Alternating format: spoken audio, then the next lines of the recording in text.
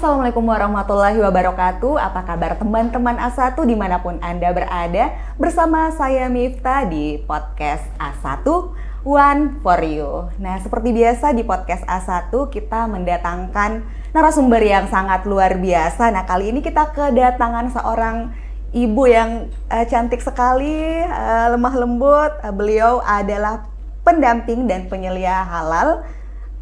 Beliau adalah Ihwana Asyad, SAG, MSc, PhD, MTA. Apa kabar Ibu Ihwana? Alhamdulillah baik. Ini panggilnya Ibu Ihwana, Ibu Ihwa atau apa yang lebih enak buat Ibu? Boleh Ihwana, boleh Ana. Oke, baik. Nah, ini beliau ini adalah seorang dosen juga ya. Jadi yang saya lihat di sini beliau S1, S2 dan S3-nya itu di Malaysia, Bu ya. Bisa diceritakan barangkali kalau S1-nya dari UIN ya, Bu ya. Mungkin bisa diceritakan latar belakang pendidikannya kenapa bisa sampai mengambil jenjang S2 dan S3 di negara IPIN UPIN. Iya, baik. Terima kasih. Assalamualaikum warahmatullahi wabarakatuh. Waalaikumsalam. Saya Ihwana Asyad yang selama ini aktivitas saya di UMI, di Universitas Muslim Indonesia, di Fakultas Ilmu Komputer. Nah, cuma sedikit mungkin kenapa berkecimpung di dunia pendamping dan penyelia halal ya. Ya baik, tapi sebelumnya saya ingin sedikit tentang background saya. Ya benar, saya dari S1 kalau dulu masih disebut dengan IAIN. Sekarang sudah berubah ke UIN ya. Nah, kemudian saat itu saya mengambil Fakultas Tarbiyah dengan backgroundnya itu di biologi, pendidikan biologi. Nah, waktu berlalu saya mencoba untuk mengupgrade diri untuk keluar, bukan di Indonesia. Kenapa? Karena kita biasanya kalau di dalam negeri sendiri itu kita nggak pernah tahu dunia luar ya. Mencoba untuk keluar ke Malaysia tepatnya ya, karena supaya lebih negeri IPIN UPIN itu kan budayanya, bahasanya itu masih sama dengan kita. Nah, kemudian mengapa mengambil IT? S2, S3 ini karena saya melihat bahwa dunia ke depan ini akan penuh dengan teknologi. Sehingga saya berpikir bahwa kalau dunia pendidikan sudah banyak yang berkecimpung di dunia itu. Tetapi saya ingin mencoba sesuatu yang berbeda. Akhirnya saya mengambil teknologi informasi komunikasi. Dan saat itu saya dapat biaya pendidikan dari Pemda Maros. Ya. Kemudian setelah itu saya lanjut lagi ke S3 di tempat yang sama di University Utara Malaysia. Nah, di sana juga saya meneruskan ICT. Nah, dari situ saya mendapatkan beasiswa dari Gubernur Sulawesi Selatan. Nah, jadi memang antara S1, S2, S3 ini yang tidak nyambung sebenarnya, tapi saya melihatnya bahwa saya sering melihat bahwa orang kan terpaku ya. Saya kuliah S1 ini saya harus seperti apa. Tapi kita harus memiliki sebuah pemikiran bahwa ternyata pada saat kita melihat ini ke depan mau seperti apa dunia ini, kita mencoba masuk ke dunia itu. Supaya kita tidak tetap terkungkung di dunia yang sama seperti itu. Sehingga, nah sama dengan halal. Halal ini juga karena halal ini kan juga menjadi kewajiban ya, seperti itu. Masya Allah, luar biasa sekali. Jadi kayak ada background agamanya, SAG-nya dari IAIN, terus ya dari IPIN UPIN juga. Nah, terlihat sekali bahwa ibu ini kayak betul-betul seorang inovator ya. Jadi kayak beda-beda. Terus tiba-tiba dosen, terus ada sertifikasi di bidang penyelia, sertifikasi halal seperti itu. Nah, kalau kita lihat kesibukannya ini bagaimana nih, Ibu mengimbangi antara kesibukan-kesibukan yang ada di luar sana dengan waktu untuk keluarga? Iya, jadi kalau melihat waktu memang ya sangat-sangat sedikit space. Kalau kata mama saya itu aktivitas saya 1.500. Jadi yang wajib itu adalah di UMI. Ya, di UMI ini saya di Fakultas Ilmu Komputer. Saya sebagai dosen biasa karena saya dapat amanah dari universitas itu untuk mengembangkan inkubasi bisnis UMI. Nah, jadi kita di inkubasi itu menginkubasi mahasiswa yang punya ide bisnis, yang punya kreativitas, ingin dikembangkan supaya mereka menjadi seorang wirausahawan. Saya kalau dengar kata inkubasi kayak ala-ala bayi tabung, Bu. Ya, benar. Inkubator. Kenapa? Atau yang prematur ya? Ya, betul. Karena mahasiswa ini kan sebenarnya hanya untuk belajar ya awalnya ya kita mereka belajar masuk. Tetapi ke arah depan, mahasiswa ini kan alumni itu nggak boleh kita berpikir bahwa mereka harus jadi PNS, apa ASN ya. Jadi kita membekali mereka dengan sebuah keterampilan, skill bagaimana nanti setelah selesai ini mereka langsung kerja. Tidak dia enggak pengangguran ya. Jadi ada skillnya. Dia bisa menjual misalnya, dia bisa memberi jasa. Apalagi kalau kami di ilmu komputer, mereka ada aplikasi. Nah, itu yang mereka kembangkan. Nah, dari situ memang kita inkubasi. Nah, jadi ada ide bisnis, kita akan bimbing mereka mau seperti apa, produknya apa, Nah, sampai nanti mereka benar-benar bisa mandiri, ada legalitasnya, kayak gitu. Masya Allah, luar biasa sekali. Jadi, nah itu tadi bagaimana yang saya lihat di sini Badan Penyelenggara Jaminan Proses Halal. Nah itu bagaimana tahun berapa mulai badan ini bekerja sama dengan universitas? Iya.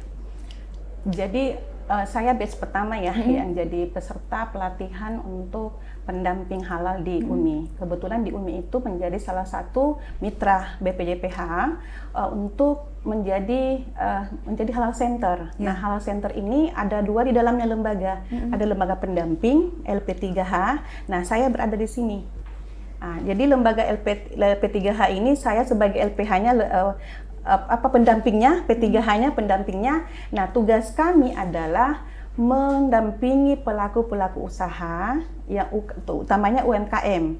Nah, UMKM ini yang mereka masih punya produk itu mungkin di bawah 10.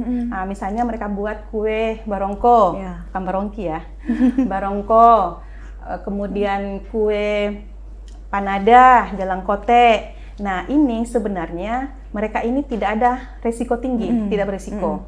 Kenapa? Karena kebanyakan dari tumbuh-tumbuhan, dari alami, sehingga itu bisa didampingi oleh pendamping.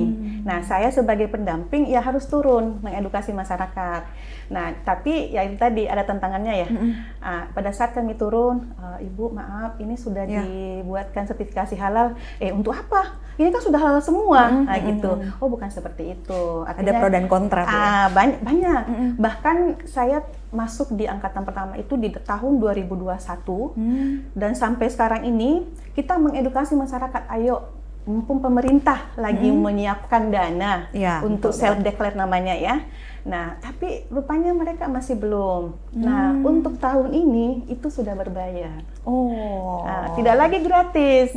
Makanya 2021, 22, 23, 24 itu kesempatan untuk mendapatkan yang free. Beruntung lah ya UMKM mereka yang sudah dapat sertifikasi halal.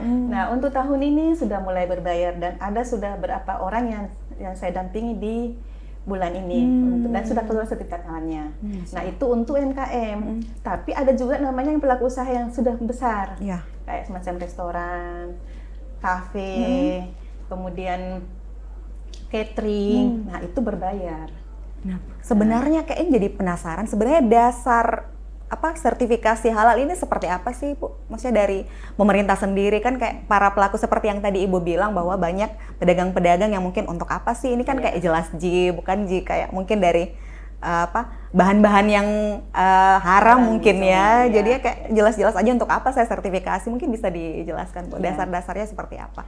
Jadi kalau kita berbicara tentang dasar ya, kita ini semua yang muslim maupun yang bukan muslim, di dalam Al-Quran itu di dalam surah Al-Baqarah 168 dikatakan bahwa hai manusia. Jadi semua manusia dipanggil, bukan hai orang yang beriman. Bukan lagunya Bang Roma, Bu ya, hai manusia. Iya. Jadi hai sekalian manusia, makanlah makanan yang halal lagi baik. Nah, jadi bukan dikatakan bahwa hai orang-orang yang beriman, bukan.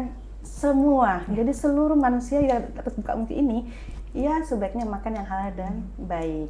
Nah, itu dasarnya dari kita, sehingga awalnya ini kan dilaksanakan oleh Departemen Agama.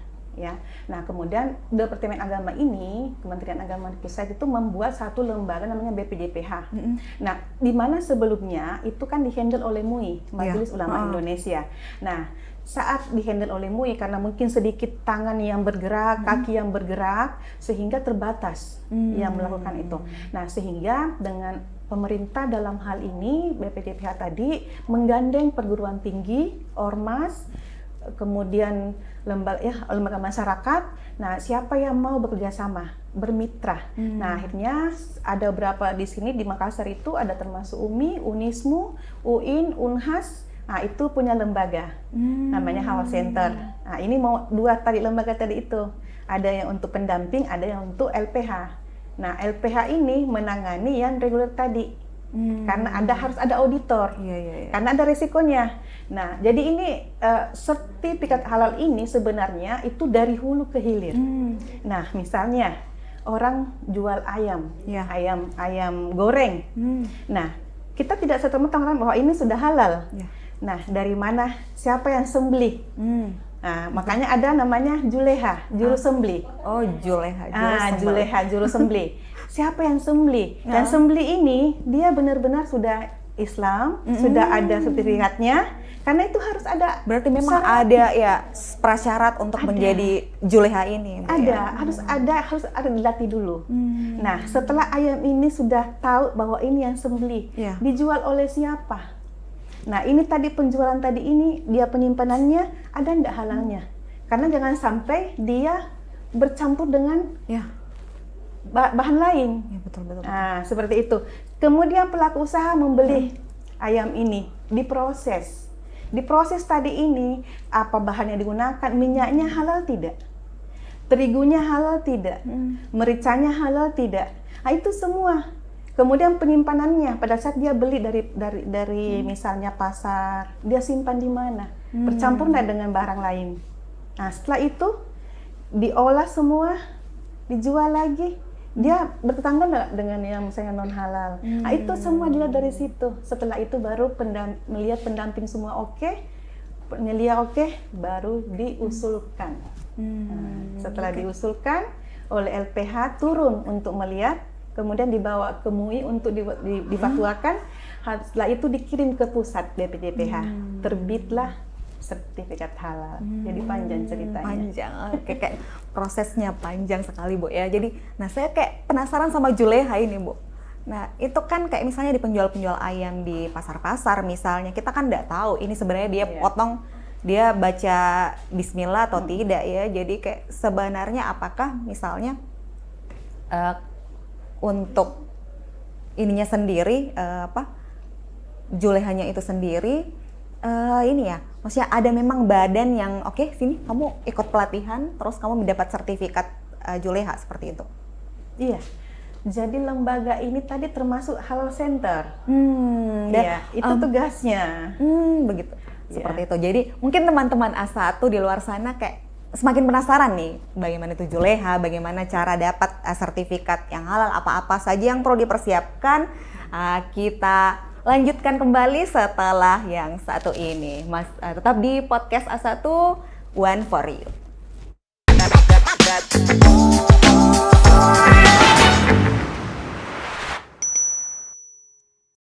Baik teman-teman A1, masih di A1 ya kita dan masih bersama Ibu Ihwana juga di sini. Nah, dari tadi saya penasaran Ibu lagi, masih ke juleha ya. Jadi kayak kita lanjutkan itu juleha sebenarnya kalau misalnya mau dapat sertifikasi sebagai penyembelih ya, juru sembelih itu kita alurnya kemana? Nah, jadi untuk juleha ini dia harus mendaftar ke salah satu lembaga yang memang sudah terdaftar di BPJPH. Nah, lembaga ini yang akan memberikan memfasilitasi untuk pelatihannya. Nah, sampai apa yang harus dilakukan. Nah, jadi kalau si juleha ini sudah ada sertifikatnya, kemudian dia berada di bawah satu lembaga rumah potong. Nah, rumah potong ini juga harus ada sertifikatnya. Nah, dari mana? Dari tadi lembaga yang tadi, yang dia memang ada semacam kerjasama ya, diakui oleh BPJPH kayak gitu. Nah, setelah itu ada sertifikatnya. Nah, untuk yang ada di Makassar ini, karena kita sudah mendampingi banyak pelaku usaha ya, utamanya yang reguler ini. Nah, ternyata satu supplier ya. Nah, supplier ini tuh dari Indoguna kalau nggak salah ya. Nah, itu ada banyak daging yang diambil. Jadi pada saat kita bertanya kepada pelaku usaha, ini daging dari mana? Nah, ini dari ini. Nah, itu kelihatan ada satu alarmnya gitu. Kenapa? Karena pada saat tidak ada, kita ini. Kalau misalnya auditor bilang gini, kalau misalnya ini belum ada, coba ditanya di toko tempat diambil. Nah, karena ini nanti pada saat auditor turun itu ada melihat dia punya nota belanja. Misalnya beli daging ayam di mana, beli daging sapi di mana, itu harus jelas di situ. Nah, terus kalau tidak ada, coba tanya kembali, di mana ini sertifikatnya? Kalau misalnya tidak ada, sarannya adalah ganti tempat untuk ambil barang, bahan, atau menunggu. Tapi kalau menunggu dia untuk dibuatkan sertifikat ini, maka akan dipending sampai betul-betul semua halal. Nah, gitu. Nah, saya kalau melihat kemasan-kemasan produk ya Bu ya, itu biasanya ada yang kayak logo halal, yang logo halal doang, tapi ada juga yang halal tapi ada nomornya di bawahnya. Itu sebenarnya perbedaannya apa? Iya, nah ini juga yang perlu masyarakat ketahui ya. Yang pertama, pada saat satu pelaku usaha menempel dia punya logo halal tanpa ada nomor, artinya itu tanda tanya. Kenapa? Karena pada saat benar-benar terbit dari BPJPH, berarti dengan nomor. Kalau seorang pelaku usaha yang sudah besar misalnya, nah itu pasti dia akan mengatakan, saya harus tempel karena bukti. Karena satu PU, satu ini, itu beda nomornya. Jadi kayak semacam akreditasi menurut saya, Bu ya? Iya, betul. Nah, itu yang pertama. Yang kedua, sekarang masih banyak karena mereka sudah ada rasa-rasa was-was, ditempellah macam-macam logo yang dulu, yang tidak berlaku lagi sampai sekarang. Nah, sebenarnya ini terkait dengan sanksi ya. Nah, sanksi yang akan nanti kena itu malah lebih berat sebenarnya. Jadi bagi masyarakat atau pelaku usaha yang memang belum pernah mengurus hal ini, jangan dulu tempel sembarang. Kenapa? Karena nanti akan turun Satgas, dia akan cek, oh ini tidak benar, maka dia kena sanksi.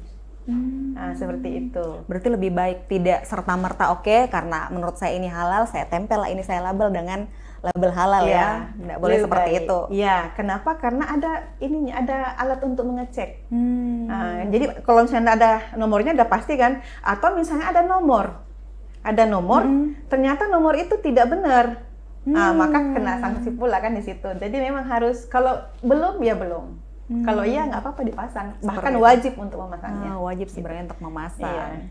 Nah, kalau ini kita ada beberapa foto yang akan kita tampilkan dari kegiatan-kegiatannya Ibu Ihwana. Nah, ini sedang lagi ngapain Ibu? Ini namanya proses verbal. Proses verbal ini kami dari pendamping turun. Jadi tidak serta-merta, saya mau diuruskan, saya punya ini produk, saya minta foto. Kalau awal-awal seperti itu, dan banyak kejadian yang kecolongan. Makanya dulu ada yang beredar, ada semacam minuman. Dia anggap bahwa ini, tapi karena pendamping nggak turun. Nah, sekarang kami harus turun, verifikasi. Benar nggak ini sesuai dengan bahannya? Kami cek semua. Iya. Nah, kalau ini kami ada di air minum Uhwa Umi, perpanjangan sertifikat halal ini.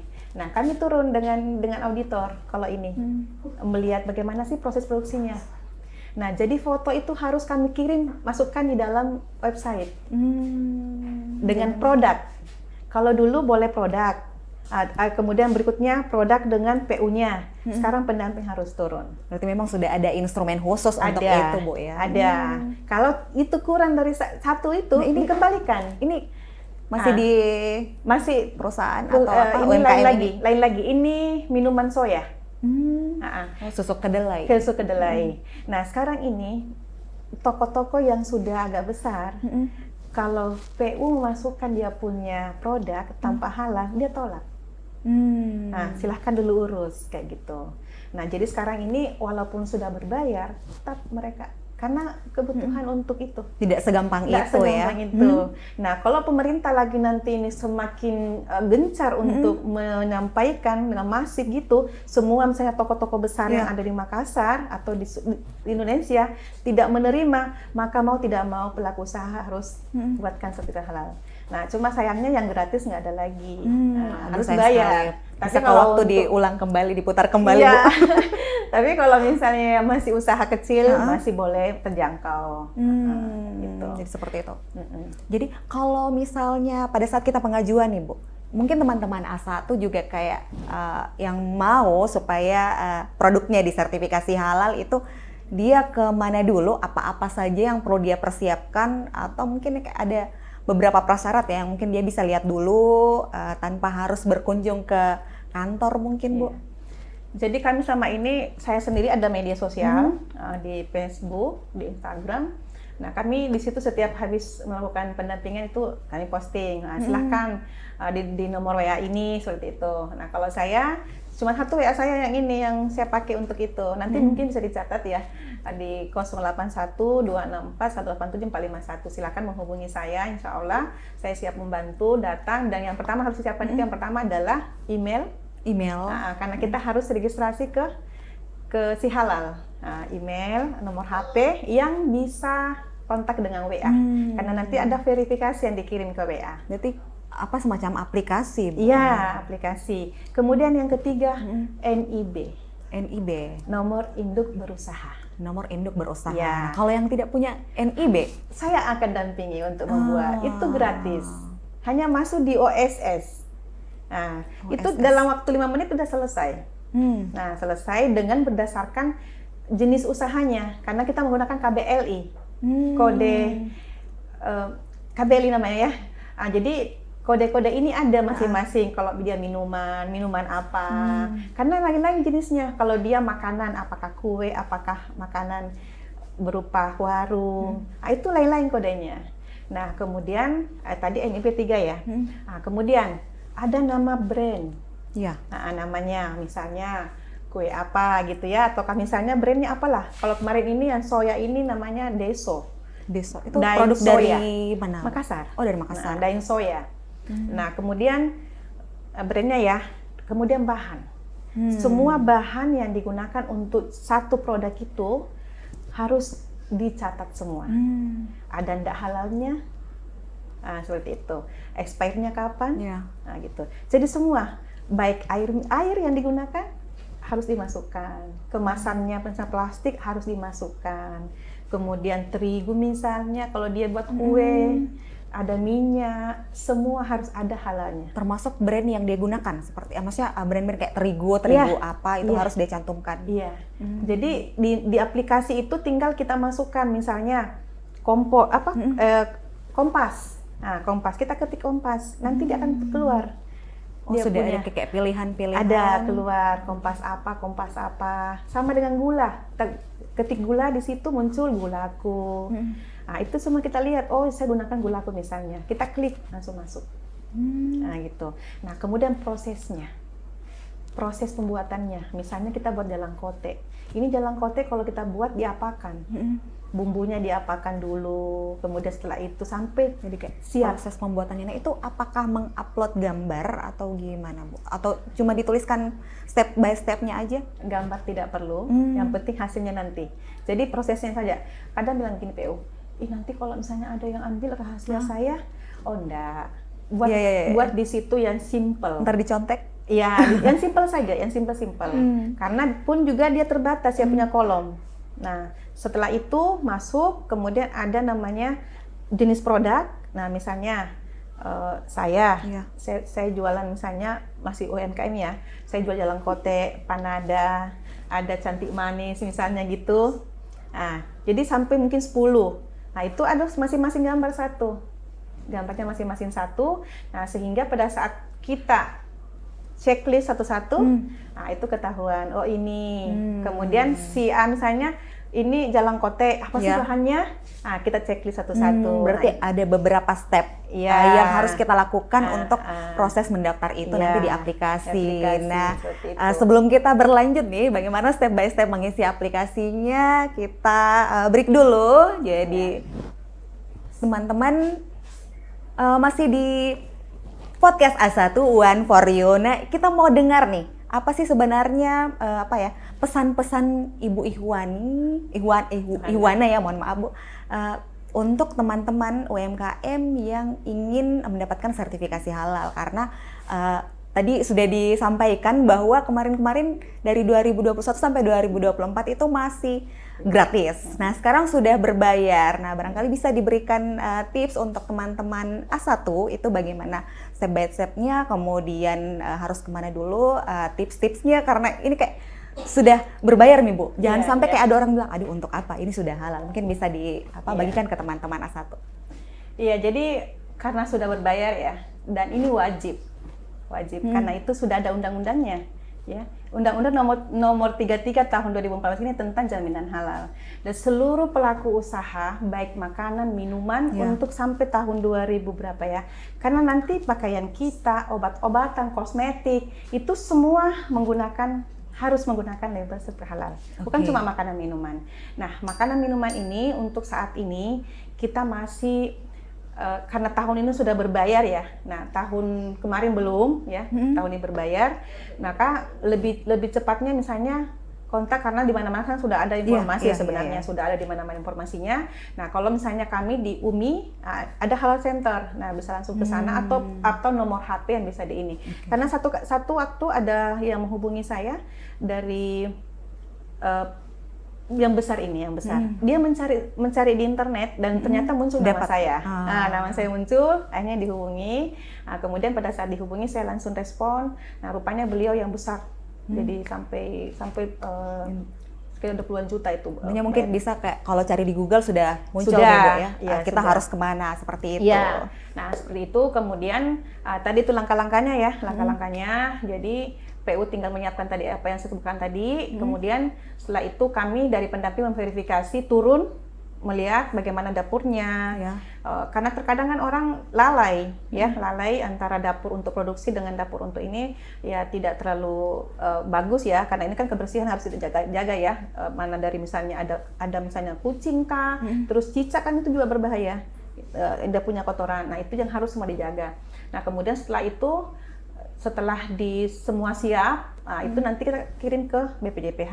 Nah, nanti di sana di sana yang akan diproses lagi untuk diterbitkan sertifikasi halalnya seperti itu Bu. Nah, kemudian pada saat orang berpikir, pelaku usaha berpikir begini, saya nggak perlu mengajukan. Kenapa? Karena ini kan semua halal ya. Nah, tetapi kita sama kan kalau kita sekolah ya. Kita sekolah tiap hari ke sekolah, nggak ada ijazah. Nah, itu kan yang dilihat ya hasil akhir. Nah, jadi memang semua halal. Tapi dari ini bukan cuma karena bahannya ya, tapi proses juga yang harus kita lihat. Jadi mulai dari penyiapan bahan, proses, pengemasan, pengantaran, bahkan itu semua harus kita pantau. Nah, dari situ wajib untuk seluruh pelaku Indonesia itu harus ada sertifikat halalnya. Nah, kalau sekarang sudah berbayar, ya mungkin pemerintah sudah kasih kesempatan, tapi belum ada yang sadar. Nah, ini wajib, kan ada undang-undangnya. Nah, kalau ada undang-undang pasti ada sanksi. Ya, nah untuk tahun ini masih diberi kebijakan, silakan. Tapi mungkin tahun depan itu sudah sanksi. Sanksi apa? Administrasi. Nah, kalau disurati mungkin belum, mungkin dikasih kesempatan lagi. Masya Allah, luar biasa sekali sharing-sharing Ibu Ihwana hari ini ya. Jadi sangat bermanfaat ya. Semoga teman-teman A1 di luar sana yang juga punya usaha bisa segera mendaftarkan produknya untuk mendapatkan sertifikasi halal. Baik. Masya Allah, luar biasa sekali Bu ya hari ini. Terima kasih sudah hadir di podcast A1. Sukses selalu, sehat selalu Ibu dosen, Ibu ya trainer juga ya. Masya Allah, luar biasa sekali. Dan kembali teman-teman A1, semoga hari ini dapat memberikan inspirasi, memotivasi, dan tentu saja memberikan informasi yang terpercaya bagi Anda semua. Saya Miftah, mohon undur diri. Wassalamualaikum warahmatullahi wabarakatuh. Tetap saksikan podcast A1 One for You hanya di TVRI Sulawesi Selatan. Terima kasih.